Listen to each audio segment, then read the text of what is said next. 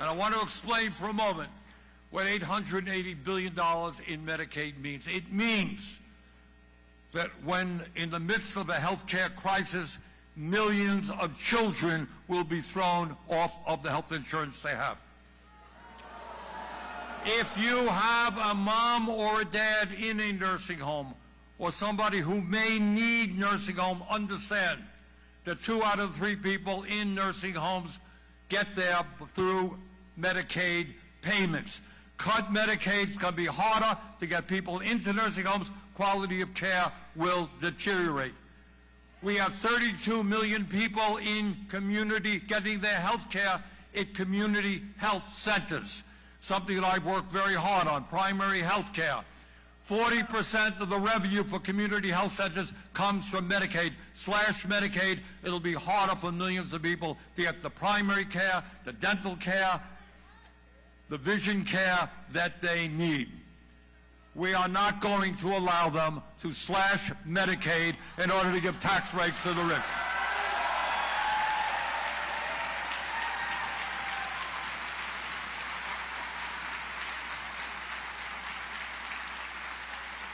Now, the reason we are in Warren, and we're in Kenosha, and we're in Altoona, is that all of these congressional districts have Republican members of Congress who won by a very slim vote.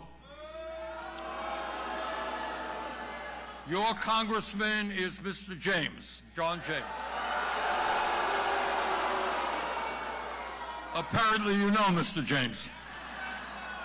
So my request of Mr. James is very simple. You know, I'm from Vermont, and I am here doing a town meeting in Warren, Michigan.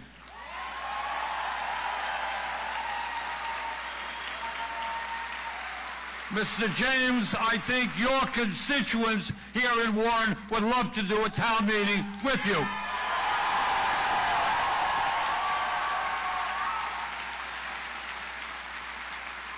And I think that town meeting should be respectful.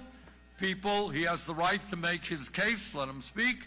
You have the right to ask him questions. And I think the question that is most on people's minds is, why would any member of Congress vote for massive tax breaks for billionaires and then cut Medicaid, education, and nutrition?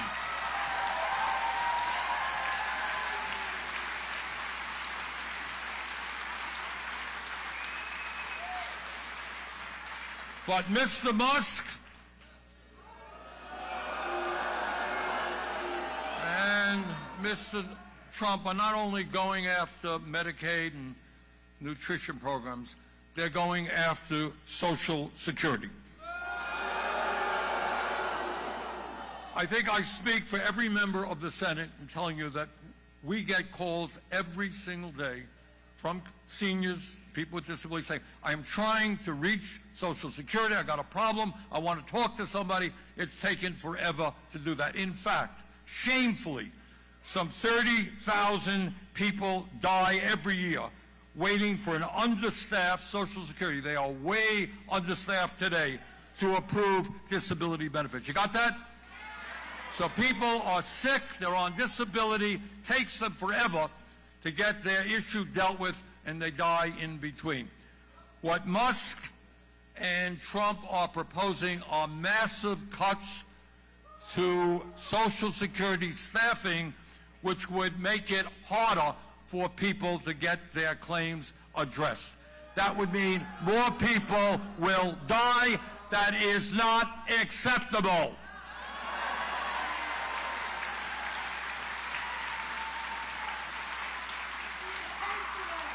And I'll tell you what else they are trying to do. One of the honors of my Senate life was I chaired for a while the U.S. Senate Committee on Veterans Affairs. And I'm very proud of that, and I had the opportunity to meet people, great veterans, not only from Vermont, but all over the country. And I think no matter what your political view may be, I think there is nobody or very few people in America who would disagree that when a man or a woman puts their lives on the line to defend us, we honor our commitments to those veterans.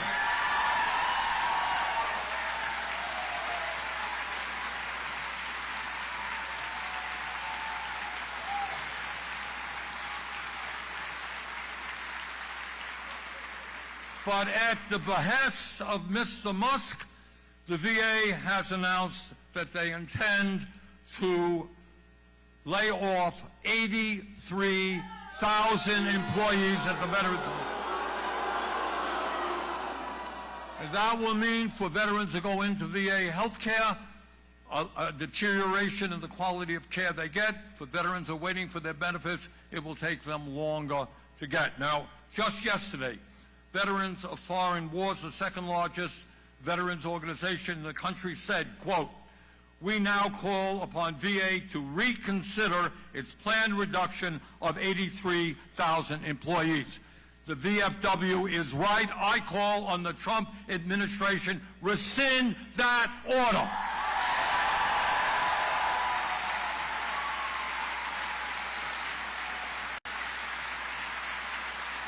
We are not going to balance the budget on the backs of our veterans or our seniors.